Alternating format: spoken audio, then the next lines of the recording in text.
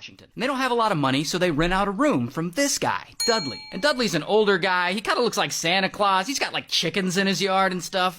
But Jessica and Cash don't exactly get along with Dudley, and he thinks they're shady. And at some point, they miss their rent payment. And of course, Dudley is not happy, and he cannot let that slide. So he confronts them, and they start arguing. And things get heated, like really heated. And they're fighting, and things start to get physical. And at some point during that argument, Dudley gets so mad, he goes and gets his pew-pew, and he unalives Cash, and then he unalives Jessica. Then he dices them into smaller parts and puts them in garbage bags. And he puts the bags into suitcases, and he dumps the suitcases on the rocky shore. About a day or so later is when O. Henry and his friends find the suitcases and they call the police. So the police have these two bodies of Jessica and Cash, and the medical examiner finds small traces of feathers on them. That's weird. So police check their phone records, and the last person Jessica and Cash contacted was this guy, Dudley. So they get a warrant, they search Dudley's place, and in the room Jessica and Cash had rented, they find traces of Jessica's blood. They also find shell casings and a bullet hole in the wall that had been painted over. They also see that Dudley has chickens in his yard,